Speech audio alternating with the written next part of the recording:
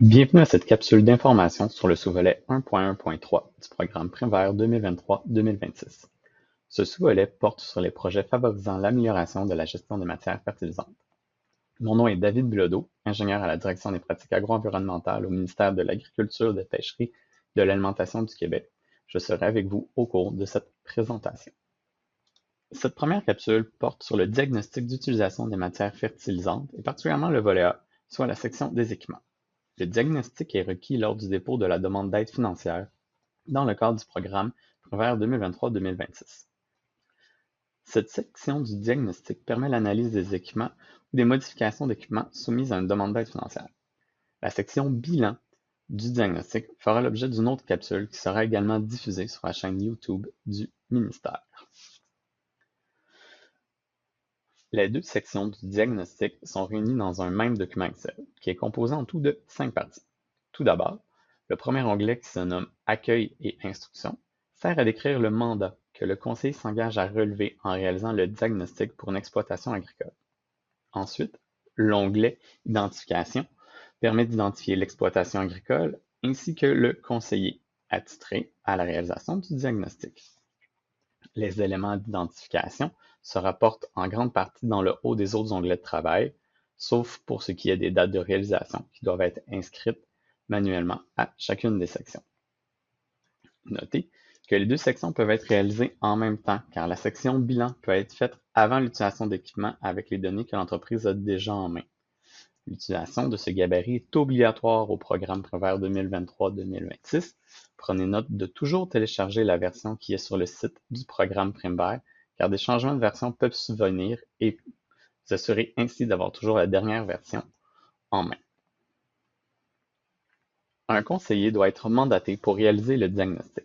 La définition de conseiller selon le programme Prévert 2023-2026 doit être respectée. Considérant la nature du travail à réaliser, qui comporte des actes réservés à l'agronome, le conseiller doit respecter son champ de compétences. C'est pourquoi il est demandé que le diagnostic soit réalisé par un agronome ou un technologue sous la supervision d'un agronome. Notez que vous pouvez réclamer de l'aide financière pour les honoraires professionnels au programme Service Conseil. Le conseiller doit être reconnu comme conseiller par les réseaux AgriConseil. Explorons maintenant plus en détail la section Équipement, soit la partie A du diagnostic. La partie A du diagnostic porte sur la situation actuelle de l'exploitation. Il s'agit de poser un regard critique sur les pratiques de l'entreprise, des précisions sur les superficies en culture, les matières fertilisantes utilisées, le niveau d'adoption des pratiques de fertilisation et les problématiques et les éléments améliorés y sont abordés. Section Équipement, partie A, régie actuelle, section A1A, superficie cultivée. Les superficies cultivées doivent être décrites. Si de multiples cultures sont présentes, vous pouvez sélectionner celles qui représentent les superficies les plus importantes. Si la culture ne se trouve pas dans la liste déroulante, vous voyez sélectionner Autres et ajouter dans la colonne Précision de quelle culture il s'agit. Aussi, il est souhaité d'avoir un portrait global de la ferme, donc il est demandé d'écrire toutes les superficies cultivées et non seulement celles qui seront touchées par l'équipement recommandé décrit à la section A2. Dans la section A1.2, on demande quel équipement est présentement utilisé par l'exploitation agricole. Ceci pourrait servir éventuellement à constater l'amélioration de la situation quant à la gestion de la fertilisation. Si cela est possible, il est fortement recommandé de joindre la fiche technique de l'équipement utilisé, soit en utilisant un hyperlien, ou de la joindre à la demande financière à l'aide d'un courriel. Tous les types de matières fertilisantes utilisées par l'exploitation agricole doivent être décrites. Donc, on cherche un portrait global, encore une fois.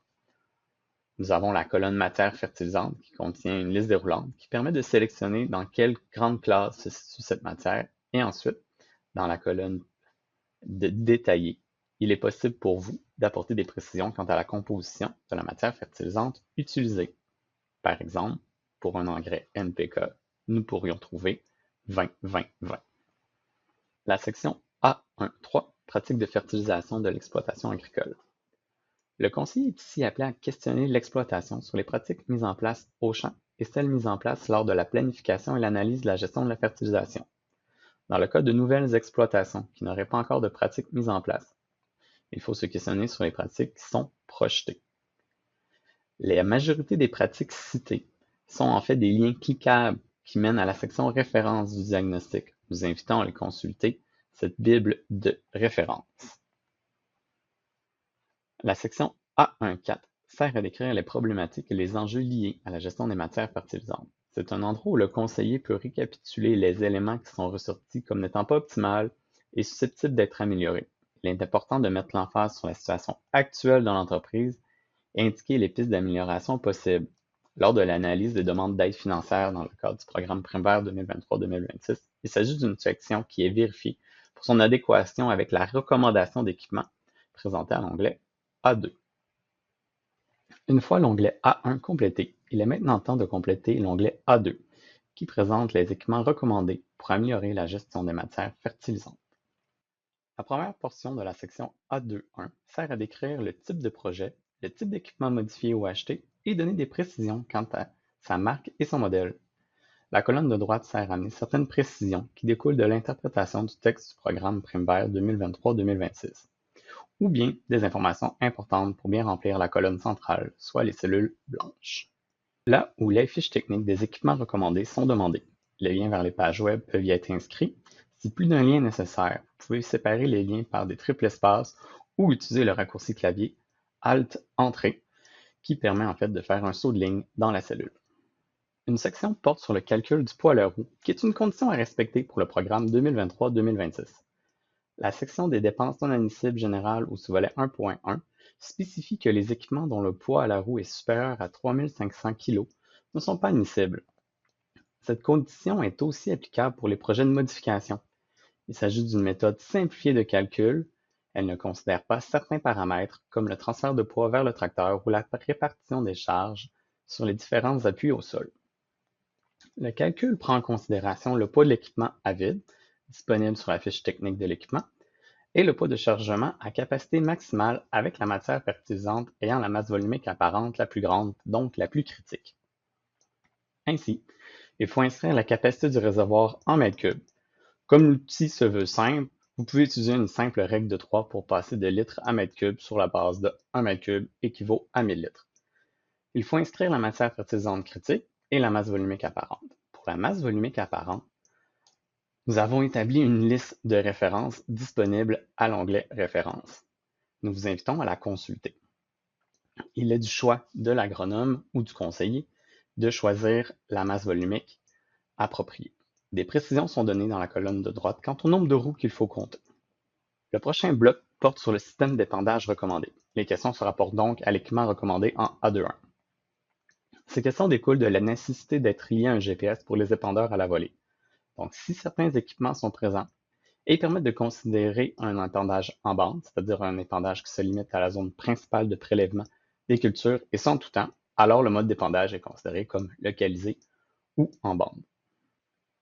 Ce bloc porte essentiellement sur le système de positionnement spatial, le GPS, le système de liaison, par exemple l'Isobus, et le système de contrôle automatique. Il est prévu pour aider les conseillers dans l'accompagnement de leurs clients. Il est également utilisé pour l'administration de l'aide financière dans le cadre du programme primaire 2023-2026.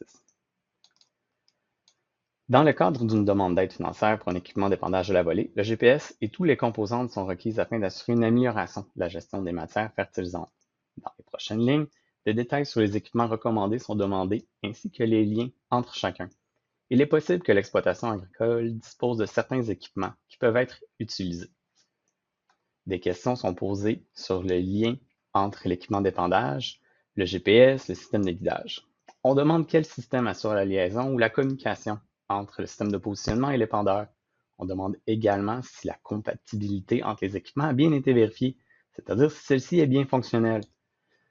Bien que l'ensemble des fonctions permises par le GPS ne soit pas obligatoirement utilisé, la liaison entre l'équipement d'épandage et le GPS est essentielle pour l'admissibilité au programme et l'amélioration apportée par le système de positionnement et de guidage décrite dans le diagnostic. Le tout doit se faire de manière automatique. Pour chacun des types d'équipements mentionnés plus haut, il faut préciser la marque, le modèle et fournir les liens web vers les fiches techniques. Un rappel, si plus d'un lien est requis, vous pouvez espacer vos réponses dans la cellule ou utiliser le raccourci clavier Alt plus Entrée pour faire un saut de ligne dans la cellule. Pour ce qui est de la description de l'équipement, il est demandé de fournir sa fonction de manière le plus précise possible et son utilité en lien avec la recommandation. Il est important pour le conseiller et l'exploitation agricole de s'assurer que les différentes composantes du système fonctionnent bien ensemble. À des fins d'administration du programme 2023-2026, veuillez vous assurer que toutes les composantes et pièces sont bien indiquées dans le tableau. Cela inclut les licences perpétuelles admissibles à une aide financière ou les abonnements annuels qui sont non admissibles. Ensuite, le conseiller est appelé à justifier l'amélioration par rapport à la situation actuelle vécue, que l'on retrouve à l'onglet A1. Dans le cas d'une nouvelle entreprise agricole, il est demandé de décrire en quoi l'équipement recommandé permet d'atteindre une pratique de fertilisation optimale. Des exemples sont fournis à titre indicatif. Cette section du diagnostic est étudiée lors des demandes d'aide financière dans le programme PrimeVert 2023-2026. La section A2.3. Adéquation avec le programme PrimeVert. Certaines questions en lien avec le texte du programme sont reprises intégralement et le conseiller doit répondre par oui ou par non et vise à s'assurer le respect des conditions du programme PrimeVert 2023-2026 afin que la recommandation d'équipement soit jugée admissible. Cette section permet de s'assurer de joindre les bons documents lors du dépôt du diagnostic. Les sections B sont requises comme livrables pour le versement d'une aide financière. Le conseiller doit signer la recommandation, c'est-à-dire l'onglet A2 Équipement recommandé. Pour signer le document, deux options sont possibles. Insérer la signature en image à l'endroit prévu ci-haut et retourner le fichier Excel, ou imprimer une copie du document Excel en PDF, signer celui-ci et joindre les deux documents, soit le fichier Excel et le PDF, à la demande d'aide financière. N'oubliez pas de télécharger la bonne version du document à partir de la page web du programme et portez attention à la date de la version du document. La capsule a été réalisée à partir de la version du 5 juillet 2024. Je vous remercie et à la prochaine.